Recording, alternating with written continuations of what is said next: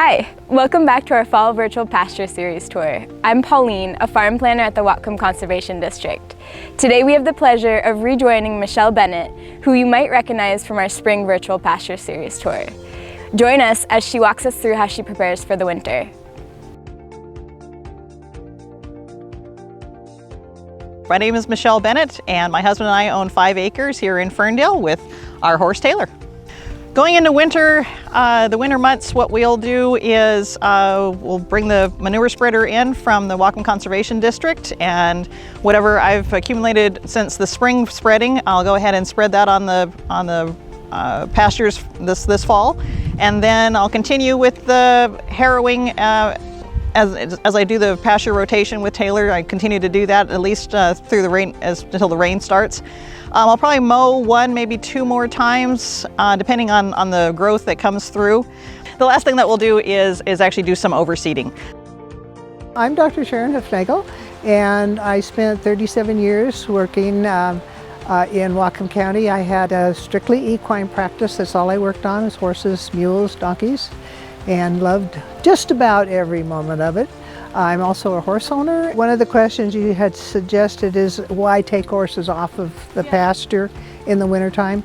And kind of multifactorial. Number one, the grass stops growing in the Pacific Northwest, and so the nutrients in the grass diminish, and normally we're very, very wet in the wintertime, and so we want to get them off of the wetland so we aren't damaging the pastures. And so we usually bring them into what we call the winter pastures. The transition from taking him or allowing him to be on the pastures to getting it off of it is kind of a wait and see. We'll kind of have to see what the weather is like. But once we kind of really get into the rainy season, and we're just really blessed here with wonderful soil that just drains beautifully. But even so, you know, it's another thing to put a 1,200-pound running animal on it. They can really tear stuff up. So when I start noticing that things are starting to get a little softer, especially if the grass starts growing too much and gets too green. Taylor was diagnosed with Cushing's this spring, which is kind of a diabetes for horses, basically. So I have to be careful with how much of the green grass he gets and the sugar content that it's in there. So when it's really in a heavy growing phase, I need to make sure that I pull him off. So I may be pulling him off not just because of what's best for the pasture, but also what's best for him as well. We kind of established the heavy use area the first year that we were here. We purchased this place in April of 2018, and then brought Taylor in July. So before the first winter, we kind of had the fencing set up and then designated this area just outside of his barn as his heavy use spot. What I like about it is, one, it's so accessible to his coming and going. So he doesn't actually have a, he can walk in and out of his stall at any point in time because it's connected to the pastures and it's connected to the track system that we have here. So he can walk in and out at any point in time. Well, track paddocks are a relatively new concept, and it's a concept designed to get horses moving, which is a good idea. And it's putting in a track, literally a track, around your property or through your property, and then putting feed out in that track so horses are encouraged to move around it.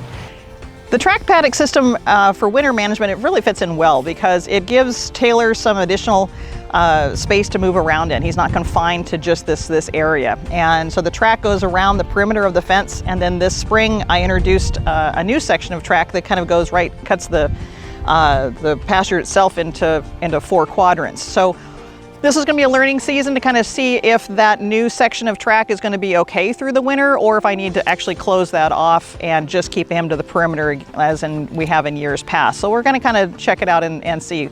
But it keeps him moving, it keeps him active, and it helps to give him some additional room and space to roam. And I would say for 2 horses you need at least a 30-foot track. Now why is that? Horses have a comfort zone, and we don't always recognize that. Horses' comfort zone varies. My 2 horses would lie down next to each other to sleep. They would eat hay, but they wouldn't consume grain next to each other. There would be a battle there. A lot of horses will fight over the hay, and that's why we always say put 1 more pile of hay out than you have horses, because they're going to chase each other off. A narrow track doesn't allow that. So when they're dumping these piles of hay along this track, you can get horses get in a bicker over that.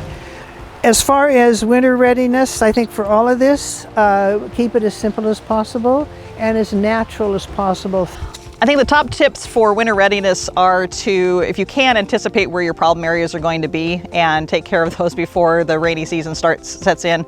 Like I said earlier, I know I've got some dirt areas on the track that are going to need some gravel before the rain set in, and it makes it really muddy and slick. So I'll definitely start working on those. The other tips would be to, if you've got a setup like this where the horses can go in and out of their stalls, that little piece of wood really saves your stalls from getting wet. The last thing really is the last thing we'll probably do in the fall is to cover our manure. The Whatcom Conservation District was kind enough to, they give out the tarps, and they're really great quality. This is going to be probably the 3rd year that we've used it, and it's still in great shape. So we'll go ahead and tarp our manure and get it ready to go for next spring. Thanks so much for joining us on our Virtual Pasture Series tours. We hope you found this useful. And if there's anything you need help with on your own farm, contact a farm planner at the Whatcom Conservation District. And if anything we missed, leave a comment below.